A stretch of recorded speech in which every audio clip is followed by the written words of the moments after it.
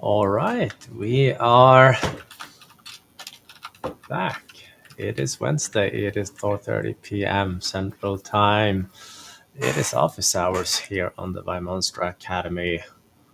Finally leaving behind a good 4 or 5 days of thunderstorms, tornado warnings, and trees coming down. And good Lord, even looking into buying a house generator now for the entire house to be able to step in when power goes out, because I had to turn off everything this weekend just because power was coming and going all the time. It's like, this is stupid.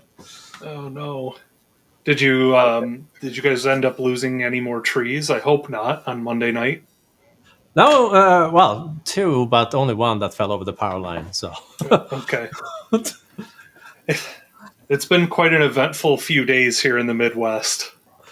that was fun. It was even the same comet crew since last time. Like, hello again. Yep. Yeah, it looked different this time. Indeed. Welcome back. I I actually drove down towards a little past your house just last night, down one of the highways near Johan and and there's so many trees down. I saw a tree on a house. Just Oh man, that is, bad news over here. yeah. But all right, enough of that. Let's focus on the good stuff, That's because right. there have been some good stuff in our little industry, Of far course, away as from always. weather and tornadoes and whatnot. So let's go ahead, and if you kindly will share your screen again, Oh, yep. Sorry. I'll allow it. I had it there before. I know, but all right, let's see if we can make this work. A little magic. There we go.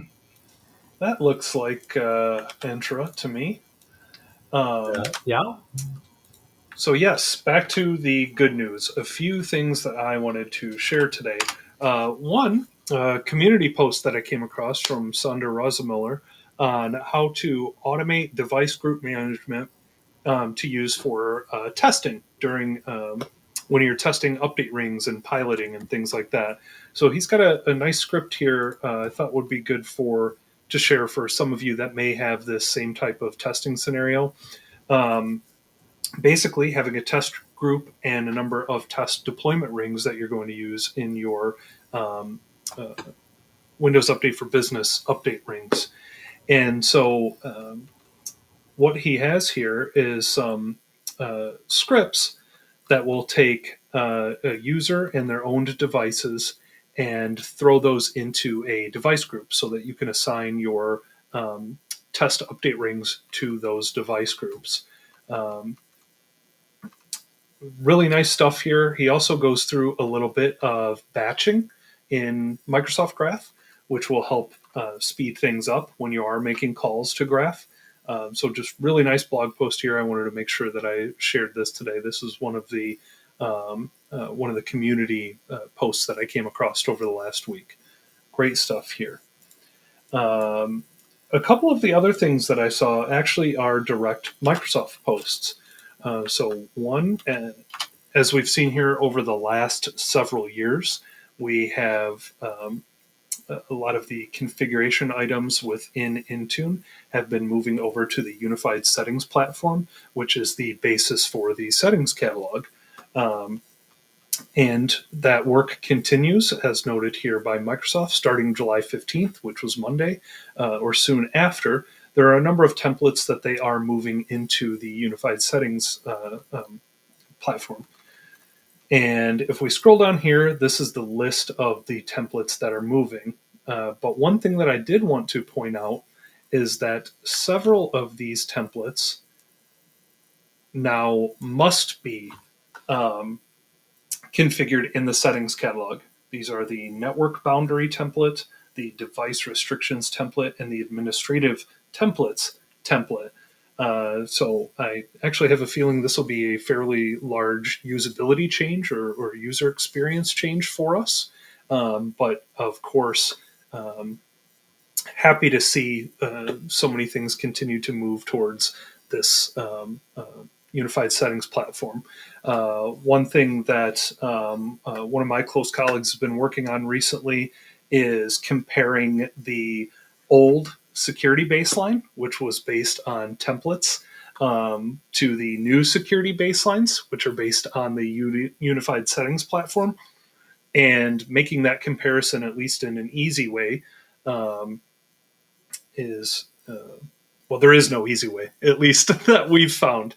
So if we can continue to push things towards the unified settings platform, I think we're all, as admins, in much better shape. At least that's my opinion. And something else I came across from Microsoft is this blog post on Windows 11 checkpoint cumulative updates. So this is something that looks like it's going to be released on Windows 11 24 H2. And I just wanted to dive into this a little bit here. So here in the blog post, it says, with 24H2, we're introducing a new concept of checkpoint cumulative updates, which will allow us to get features and security enhancements via the latest cumulative update through smaller incremental differentials containing only the changes since the previous checkpoint cumulative update, which from this perspective will save time, bandwidth, and hard drive space. Their words here in the blog post. How that differs from what we have today is right here. Today, Windows 11 quality updates use servicing technology and are built cumulatively from the time when a new Windows OS was released to manufacturing. These monthly updates include all of the changes since RTM in the form of binary differentials computed from the initial version of those binaries. So this is kind of interesting. Today, our cumulative updates essentially contain everything, right? From the latest, if we're on 23H2, the July cumulative update will contain all of the changes since 23H2 was released. But now it seems like they're going to shrink those down a little bit over the life of a single feature update, which I think is interesting. I'm curious to see how this will actually affect us from a deployment standpoint, and how, what happens if we miss a checkpoint or something like that. I don't know. Have you had the chance to dive into this article at all yet, Johan? It's No, pretty I fresh. just saw Mike Terrell share it earlier this week. So I read the post real quick and like, all right, there will probably be more information about this down the road. And Yeah. I'm excited to try it out and see how it impacts. I'm a big fan of peering capabilities and whatnot. So as long as I don't mess that up, I'm all in favor of smaller content. But if we'll see. We'll see. Exactly. Definitely interested to see what we get out of this. One last minute thing that I thought of while we were waiting for the stream to start as well, I should probably mention. We got a comment on this blog post last week, 2 weeks ago, that so on the hydration kits, if you were to use the latest 2403 ConfigMgr media with the hydration kit, Microsoft has changed over to using the ODBC driver for SQL Server version 18. We've known for a while that was coming, but they updated the latest evaluation media to use 2403, and we did not have that ODBC driver install in the hydration kit. The instructions for adding that has now been, the instructions for getting the content and putting that into the hydration kit have now been added, as well as the steps for installing the ODBC driver. And everything in here has been updated to reference version 2403 of ConfigMgr. So if this was an issue that you were running into, I just wanted to mention that. And thank you, Johan, for calling out this comment to me last week. No, of course. Thank you for putting in the work. I could just relax. and a well-deserved relaxation. Definitely. So the Same fix will be coming to the 2019 hydration kit here as well soon. It's just a matter of sitting down and doing the work. But I wanted to make sure I mentioned this as well. Cool. So on that note, that's all I have for today. All right, I stumbled across not as many things, but a few things. So if I go over here, the first one was a tweet from Lior over at Microsoft, as managing or part of the Intune management team. They compiled a new set of questions and answers for the latest Autopilot feature. And there's tweet that goes to a LinkedIn post that will take us to the actual Microsoft post.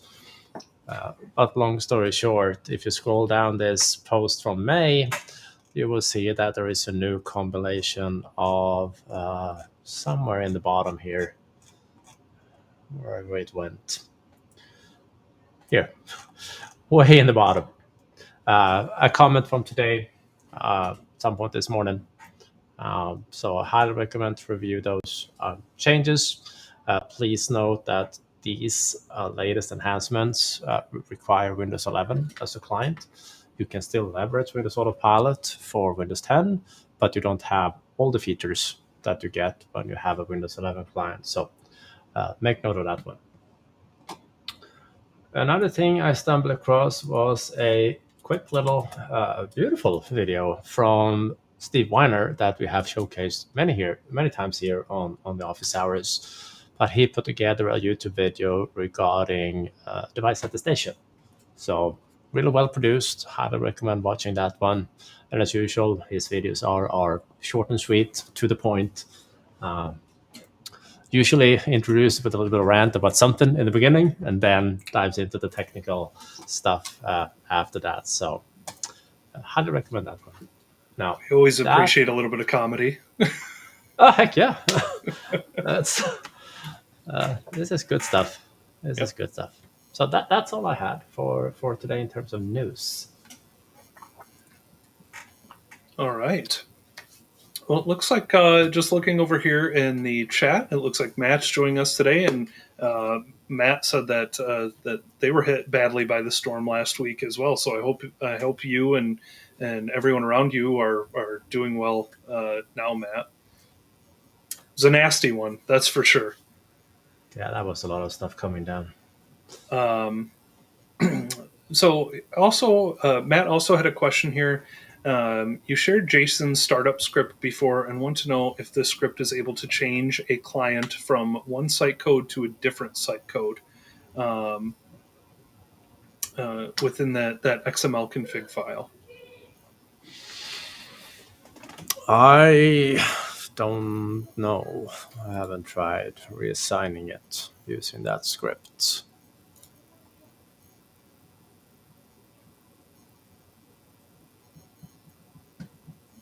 I don't know. Try it out. Let us know if it worked. Yeah.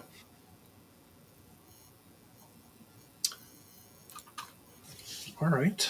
Matt is obviously, also. if you remove the. Uh-oh.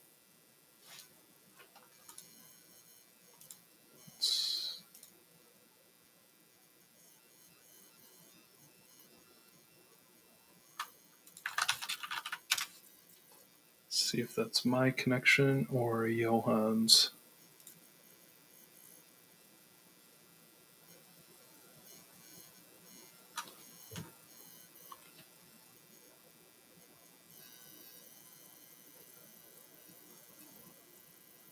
Sorry, folks, just a moment here.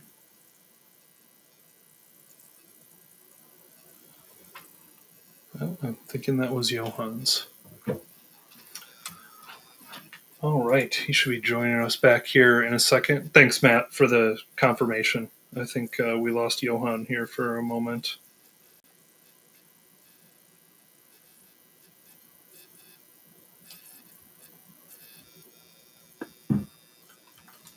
All right.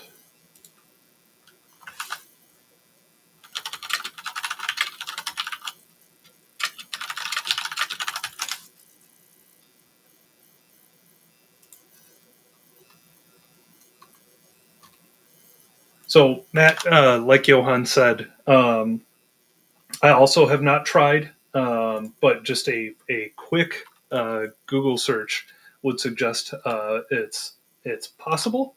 So I found this forum post here with somebody asking a similar question a while ago, and Garth did mention client push or a startup script might be able to do that. So if you do get the chance to test that out, as Johan said, please uh, let us know.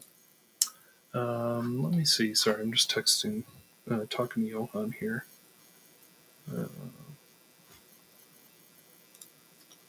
Just a moment.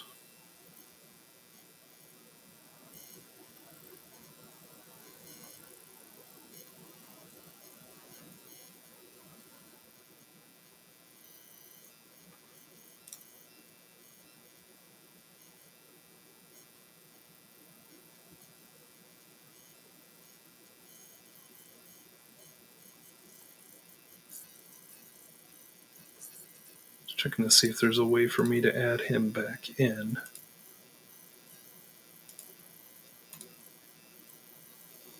There we go. You're back. I had to reload the web page. Lost internet for maybe 20 seconds. Then it came back. All right. Well, glad to have you back. Sorry about that. Welcome to country life. Exactly. So I was just following up. As you said, I did find a post on a forum where Garth mentioned the same thing: client push or startup script for changing that site code. And just reiterated, yeah, if Matt gets the opportunity to test that, please let us know the outcome. Would seem, at least based on, I'm willing to trust Garth and Johan's recommendations here. Um, I hope that works. Yeah, Garth is not exactly new to ConfigMgr. No, definitely not. He's been with ConfigMgr work since back in the early SMS days. So if he says something works, I'm willing to.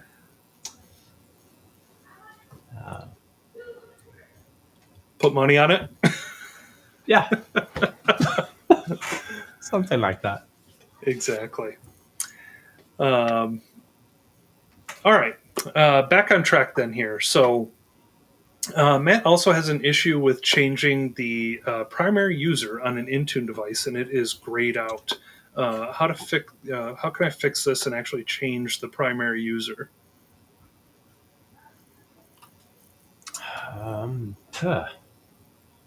Nothing that comes to mind.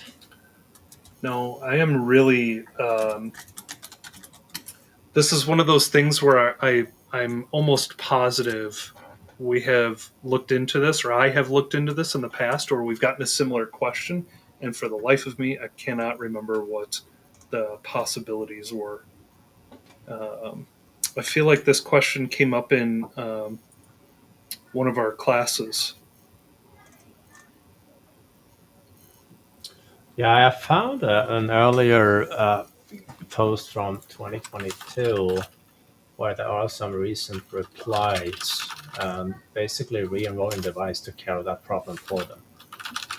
Okay. So, unenrolling and re-enrolling fixed that problem for them. There were some other suggestions in there that kind of make sense to me, making sure you have enough permissions to modify objects in Intune so that you're actually trying this as a user with an admin role. It could be that there is a device that is actually hybrid joined, and then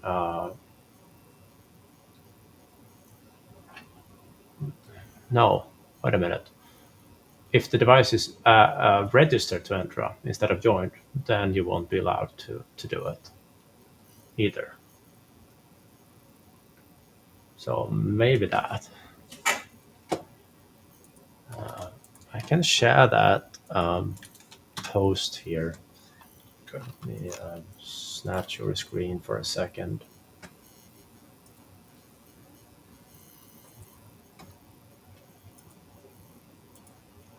So this one here was what I stumbled across. At first, there was the recommendation on unenrolling and re-enrolling here, and then there were some follow-up ideas that were mentioned, and you can check these out. So Awesome. maybe that. We will share these links together with the others under the video, so you'll get access to it. All right. Great find, sir. Hopefully some of those things will work for you, Matt. All right. Yeah. So we've got another question here. When using a script with Microsoft Graph, can I run it directly from my computer without going to Intune?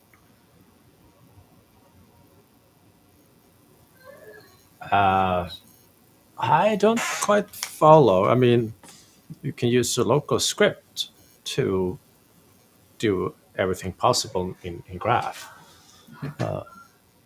But if you have a script in Intune, it has to be run from that platform. It's like initiated by Intune. It might be possible through Graph to tell Intune to run the script on the device. I haven't tried that one.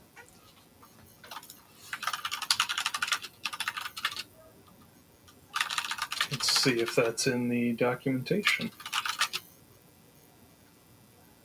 Heck, now you got me curious if we can. I mean, in ConfigMgr, you can use a PowerShell script to call a run script that does something on the ConfigMgr client. So that's pretty powerful. But I haven't seen a similar node for Graph, but it might exist. I just may have missed it. But if you want to run the script itself, no, you have to download that script and run it in that case. You can definitely view scripts that you have in Intune. There are PowerShell scripts for that. And Trevor Jones had a few. The Intune management platform had a few options to view scripts. And of course, remediation scripts, you can just copy and paste and run. So hoping that will answer the question somewhat. All right. All right. What else? How can I uninstall ccmetup.exe on the device from Intune by deploying a PowerShell script? If yes, can I run only ccmetup.exe/uninstall, or do I need to add the full path basically to that executable? That will depend. Most times, a CCM setup exe /uninstall will take care of the job for it. But in some scenarios, may have to do additional cleanup of it. I did publish a remove everything script at some point. Let me see if I still have that one. I think I might actually have it too. Yep. Is it up in the config manager section? It is. And named quite appropriately. Remove ConfigMgr client completely. Yeah. So maybe running something like that for it to get it complete clean. Because obviously this doesn't uninstall first, but then it removes every single thing there is left over of a config manager client. And sometimes when you have really broken client, this is what it takes to get it back on track again. Of course, you need to reinstall it, but this is how you can remove it. So I will share the script and the link as well. It's going to make a note of those real quick. But that would be a good option. I have to say that one. Oh, go ahead, sir. I was just going to say I've had to use this a number of times, and it works pretty darn well to ensure that there's nothing left. That's good. Yep. I have not seen the need to include the source file when running this here. You may need that when you install the client if it cannot download it from a distribution point, like you're truly offline. So you can do a /source and specify the folder. But I haven't needed it for cleanup, for removal. All right. All right. Amir's got a question for us over here on YouTube. For Autopilot and Intune devices in general, is there a tool or script that can parse all MDM diagnostic logs and trace back all the applied settings to a policy name, sort of a GP result equivalent? Not that I have seen a parser for the IME log itself, but that is more for application deployment and script stuff, not for the diagnostics log.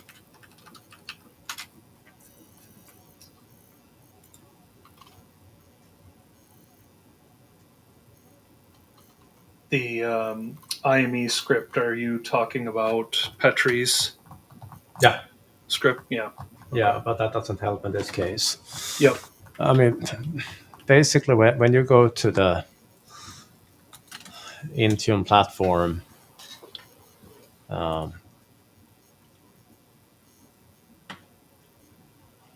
I ran a collect of a log file earlier today because I was doing presenting a class earlier today, an Intune class, and the question come about on collecting log files. So you have this option here of collecting diagnostics, and when you click that link, Intune will try to grab data from your client, and it will put that data available here once it becomes available. So this one was uploaded just about an hour ago here. So of course I can download that archive now. I'm usually able to download that archive. That's a first. Yeah, that was interesting.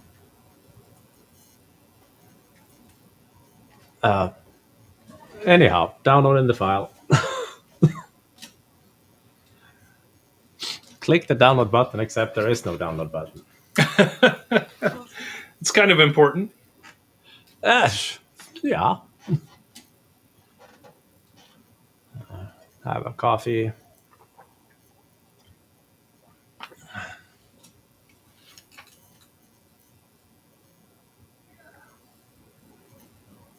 But I mean, this zip file, this archive contains a stupid amount of details. Everything from registry keys to log files from Windows to ETL traces, event logs, you name it, it's here. But I have not seen a script that is parsing all of this information to find a specific, what's the question, a specific application or specific policy, something like that. Yeah, they trace the applied settings to a specific policy. No, that I have not. If anyone stumbled across it or developed something, by all means, but Yeah, Amir just followed up. He has access to the device itself. Just need to find out what settings it has and which policy has pushed that setting. well, settings are easy to find in Intune. If I go to, if it's just a regular policy, if I go to a client, let's see this one here, I'm borrowing Amy's machine. Hope she doesn't mind too much.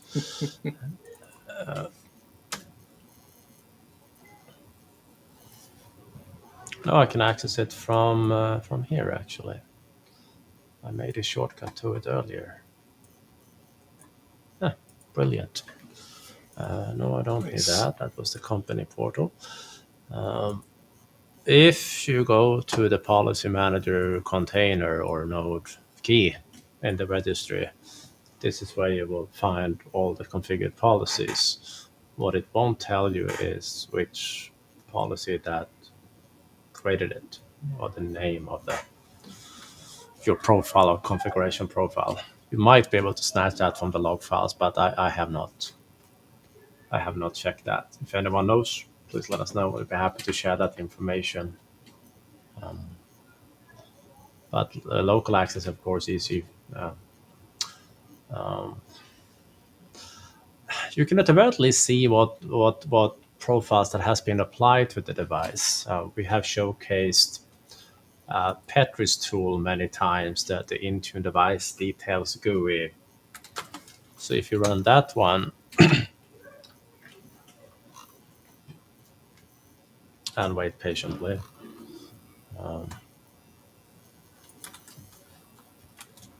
where did it go?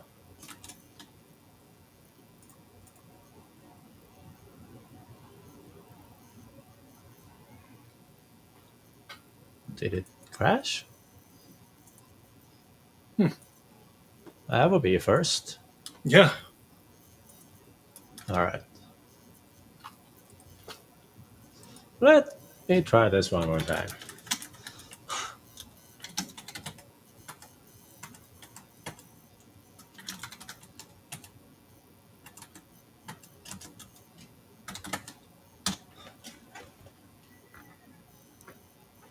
I don't know what happened, but if I search for a device here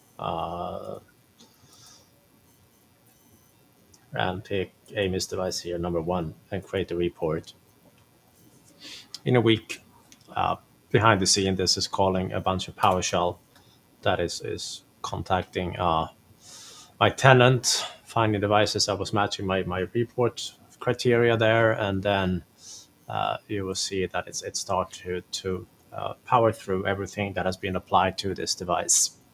I'm going to find a good few applications, a few filters, probably some 400 apps. We do a lot of app testing, as you do. Of course. 720, just the average amount. That's it? Yeah.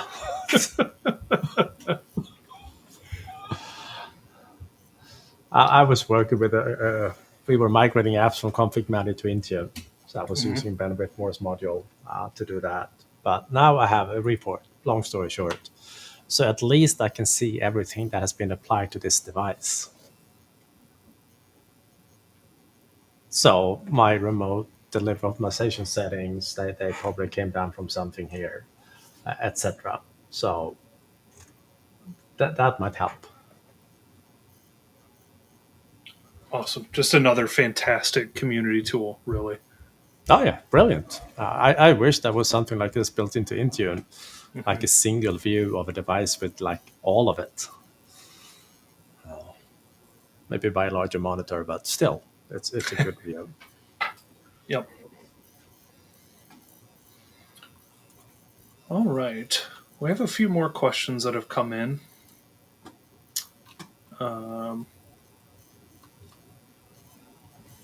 One is when you reimage a co-managed device, like a test VM, for example, is there any need to delete the device from Intune, ConfigMngr, AD, and Entra? Reimage a co-managed device. I would say out of those four, one of the things that I've seen has been the biggest, had the most issues, which are largely cleanup issues, is with Entra. When you start imaging those devices, you can definitely get a lot of duplicates in Entra. I've seen devices that have been reimaged a few times, and you end up having 4 or 5 devices that'll have a different object ID or device ID, but will have the same name. So that's something to pay attention to. Yeah, I worked with the university where they were testing deployments like over and over again of the same devices, and we ended up adding a script in the sequence that deleted the device in between our attempts because we simply found it more reliable.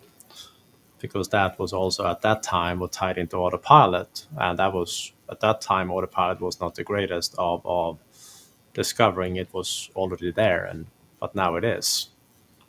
But yeah, I hear you. There was actually the post is a little bit older now, so I'm not sure if the script would fully work. But Joss Lieben has a post on cleaning up duplicate Entra or Azure AD devices that I will drop been into there? our links. I certainly can. All right. Right there. Yeah. So basically, script detects duplicates based on hardware ID and registration date, and then disables all but the most recent one. So this is a little on the fringes of the initial question about a specific device, but useful nonetheless, I think, for detecting those duplicates and actually cleaning them up. Yeah. See if that script still works with the current changes they made. I haven't tried it in a good while.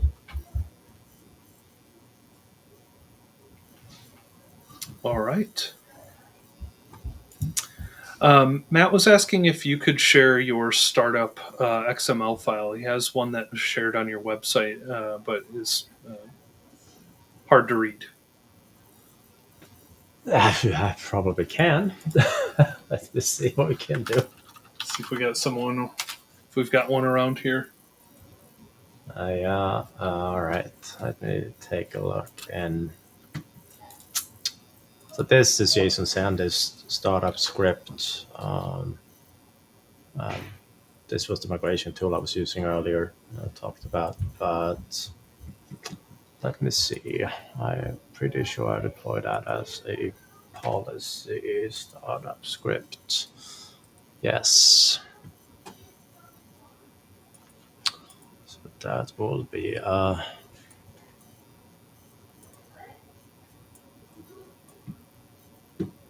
or not. Let's see. Yeah, I have it here. So this is a slightly older version of the script, but the XML file looks the same. So if I open this in something that at least can format it correctly, not that one apparently, permissions, I bet. Let me bring it over to a temp folder here so I can open it up in something that at least can parse an XML file properly. So this is an older one, not the latest version, but this is what it would look like, more or less. I'll be happy to share the link or upload this one. It's only my lab environment. There's no super secrets on that one.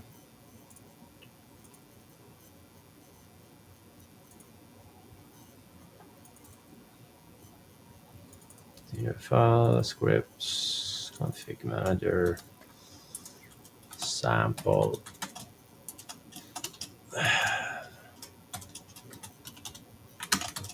startup config script.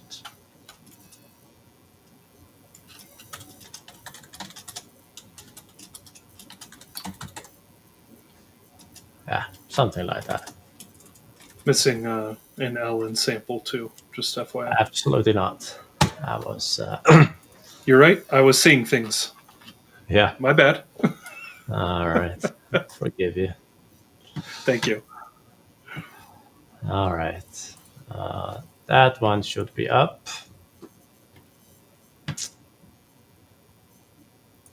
In theory.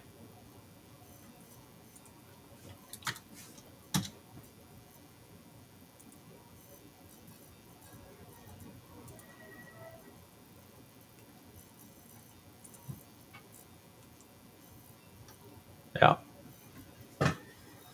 It's right there. Awesome. So, all right. Thank you, sir.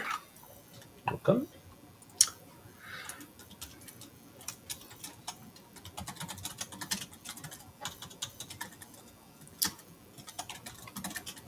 All right. We've got a bit of a two-part question here, I'll say. For an organization that has been using WSUS, MDT, WDS, etc., but now has access to ConfigMgr and Intune, what would you recommend is the best path moving forward as far as configuration and deployment? And the second part of that is, should co-management be the goal for a hybrid environment? one of those lovely, it depends. For a start, while MDT still works beautiful, it is not supported nor longer tested by Microsoft for Windows 11 releases, even though the community does a great job in doing that. So if supportability is a big issue for you, well, definitely move imaging to ConfigMgr, because that's currently the only platform that thoroughly supports imaging from Microsoft. They recently also added in support from the ARM devices that we will see more of this year. Even the organization has been somewhat slow or very slow of adopting that part yet, but MDT cannot do that, for example. In terms of management, I mean, in general, if what Intune offers on its own is good enough, and you have an option to migrate things over from a legacy Active Directory with Entra ID only without breaking 200 applications and 5 printers and wireless access and other stuff, by all means, that is a good solution. However, the real world shows differently. There is still a lot of organizations that need that hybrid scenario. And if that's the case, a co-managed state is usually a sweet spot in terms of using it for managing, because then you can use the best stuff from ConfigMgr, and you can use Intune to manage stuff that might be a little bit easier to do with Intune, and also added in other features like conditional access or moving, say, the software update workload for clients over to Intune and stuff like that. But heck, it's a you cannot just answer that question. What is the best? It depends on what you have. It depends on when you reviewed your group policies the last time, because you may have so much junk that you have to go through before even being able to think about migrating stuff over from that platform. That's a lot of work. It's not something that can be answered with a yes or no, unfortunately. No, well said. Totally agree. All right. All right. Got another question over here on YouTube.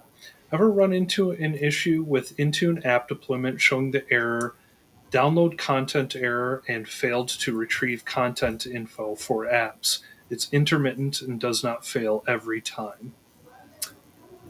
I don't know that I've seen that specific error.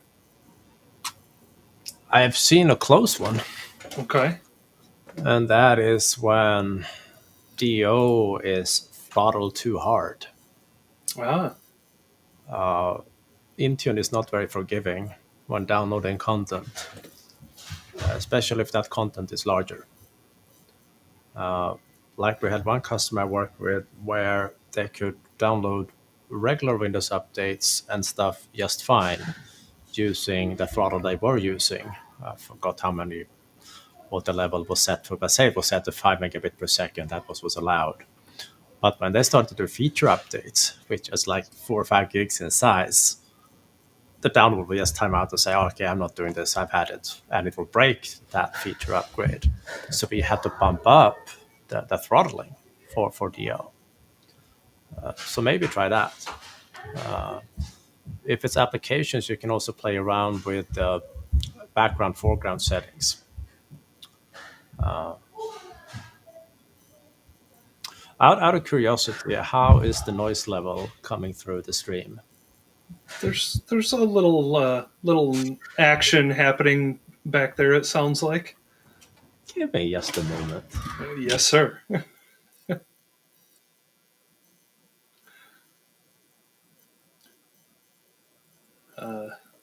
The joys of an active home, that's for sure.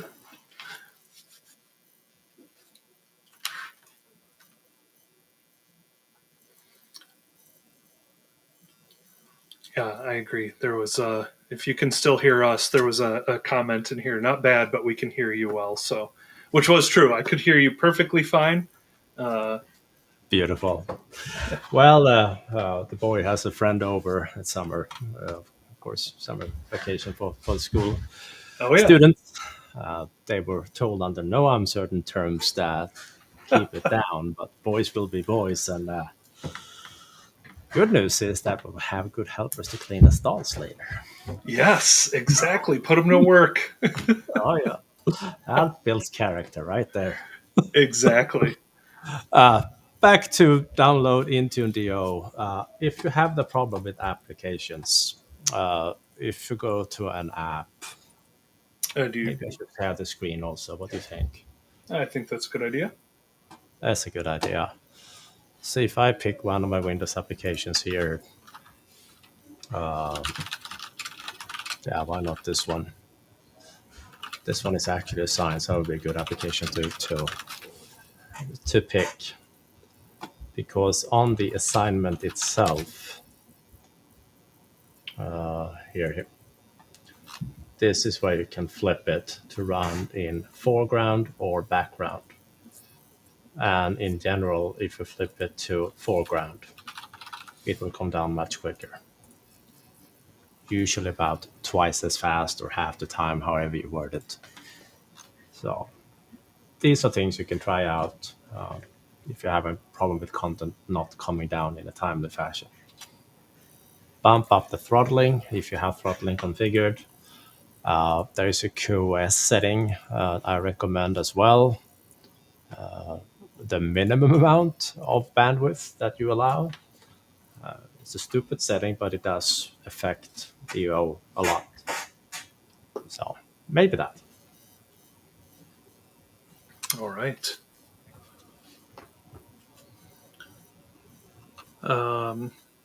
Just a funny comment here from earlier when you had the tool crash. Errors and crashes are part of my everyday. That would be a first, really.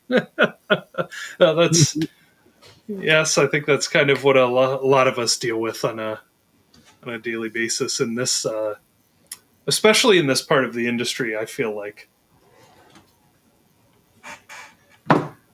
maybe not especially, but IT for sure. We've got another question here too on the Intune Debug Toolkit. For some reason, when I download and install the MSI, I only get a couple of tools, not the full collection. Any thoughts? I have not experienced that, but I haven't installed it on anything new recently. Like very I mean, you recently, at can least. reach out to Matthias and ask. He's usually pretty good at responding. But it's not something I've seen either. Good idea. Um, And just for reference, for folks that may not have heard about the tool, this is the tool here that Matthias Melkersen, an MEP from Denmark, and also one of the instructors here in the academy as of recent, but he maintains this toolkit. So, Absolutely. Thank you for sharing that too. Amir's asking if a user-driven autopilot deployment fails for any reason, what's the best recourse to recover? Is a reboot enough for it to restart the process and pick up where it left off, or is an OS reset required? no, usually restarting or retrying, that option is often available, and you can try again. All right. I've done that a few times, so. Short and sweet. Yeah, I think it was back in like Windows 10, 18, or 9 that added in logic so that you can just kick it off again if it failed.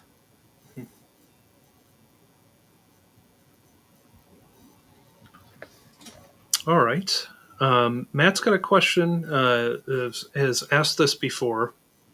A client of mine has devices on ADDS only, no config manager, and we are trying to migrate to Intune using MDM GPO and Entra connector, but they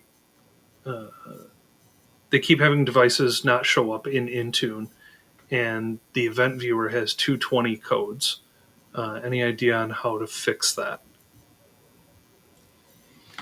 No, not without diving into the event logs and see what they are. more details about them. All right. Then another question here in app deployment. In app deployment via Intune, what is the difference between devices and users, even when I deploy it to all devices only? For example, in your tenant, Johan, you have 7-zip assigned to 3 devices and 1 user. That particular assignment was just for demo and test purposes. Usually you pick one or the other when you assign applications. But of course, if you assign it to a device, especially if it's a store application, it will be available for everyone there. But for install it in the user context, it will be only for that profile, for that user. So if me and Andrew share a machine and I have the one that's assigned to me, it will not show up in Andrew's profile.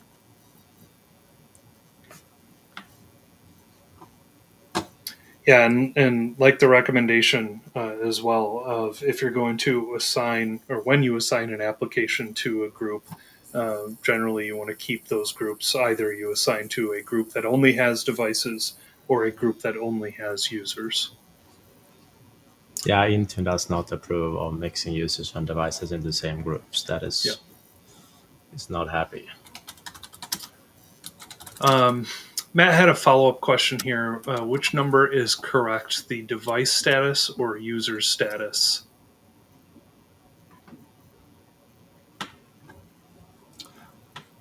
I'm not quite following. In the status, probably, then? Yes. I'm trying to pull up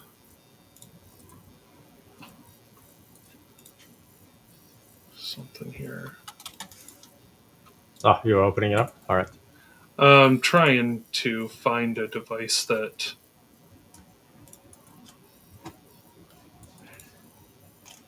has what I think I'm looking for, if I understand Matt's question correctly. You know what? Maybe not. Maybe I'm thinking of the different view when we're looking at settings and configuration profiles that say, hey, it's succeeded for the device, but also it's succeeded for the user. And I might be conflating the two things. Yeah, that you often have two of the same, basically. Yep. Two status messages for. All right. So let me go back and check that application. Yeah, that's what Matt was saying. Just go to 7-zip. That was the one I had assigned. Yeah, there we go. So in this case, it was deployed to 3 devices and 1 user. Normally you wouldn't have that, but in this case I was testing something. But that's because I had specific assignments for it. Mm-hmm.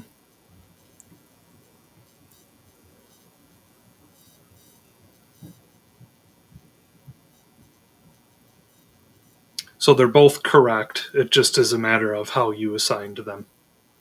Yeah, because in this case, I believe I had multiple assignments.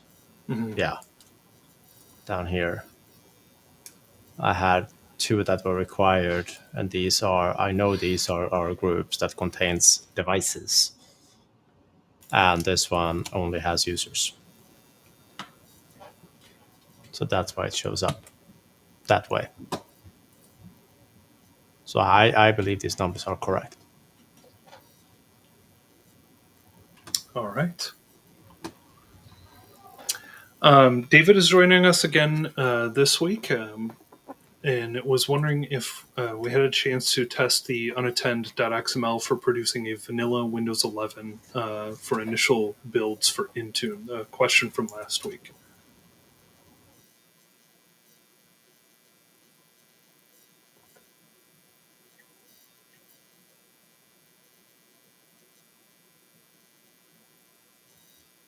Uh-oh, I think we lost Johan again for a second.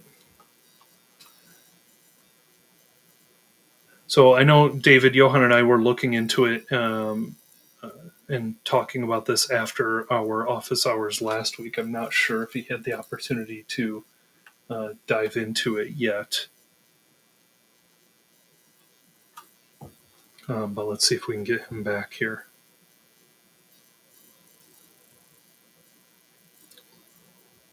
So you don't just have to stare at me up on the screen.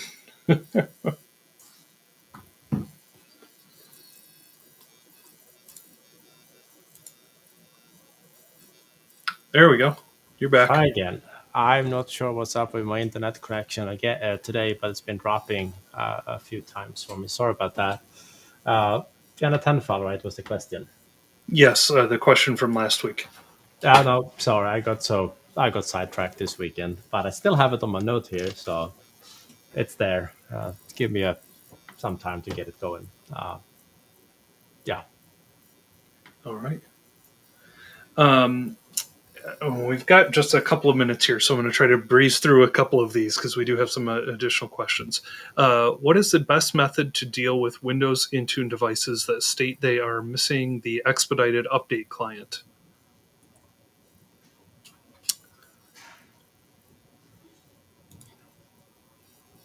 I do not know.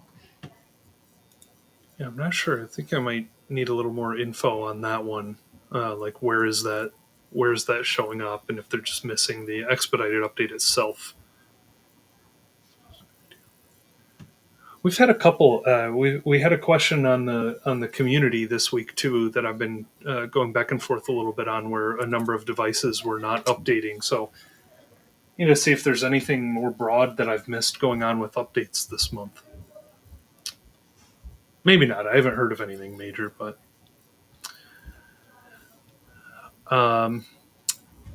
is there a documented maximum of, or excuse me, is there a documented maximum or recommended number of applications that should be deployed during Autopilot? Remaining apps currently intending to be delivered via ConfigMgr provision TS while we migrate to native Entra. I have not seen an official number, but from real world, we've seen that somewhere in between 5 and 7 apps seems to be a sweet spot in terms of maximum applications. It may be that the new device preparation, Autopilot version 2, has better support for more applications, but I haven't tested yet.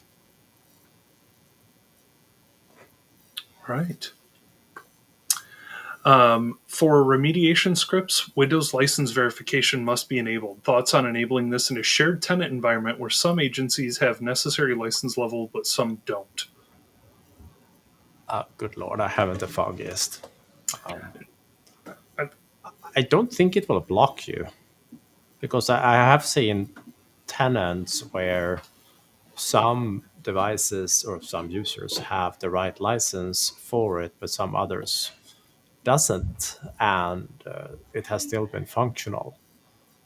But no, that is a pretty much a Microsoft support question: how to deal with licensing for those scenarios. Yeah, I don't know. exactly. I would agree that it will likely let you do it, but then from a legal standpoint, obviously, you put yourself potentially put yourself at risk if you use it on those devices that don't have the proper licenses. If you get anything official back from Microsoft, we'd be interested in hearing it. Yeah, would love to. All right, there's just a quick and maybe the last one here because we're over time, but just a quick follow up on the expedited update question. I created a remediation script to ensure the update health client keeps running, but it did not seem to resolve the issue. Any additional ideas on that one? No, sir. Not. No. But maybe that's something we can review a little bit more for next week, because it's a good question. Yep. I know Microsoft has been releasing some pretty good troubleshooting guides lately that we can show how they work. So yeah, let's put that on the homework list. All right, sounds good. Well, we kept the hour busy. Yes, we did. Thank you, everybody. Yeah, thank you so much. Stay safe out there, and we hope to see you again next week. Bye for now. Yeah. Have a great rest of your week. Thanks, everybody.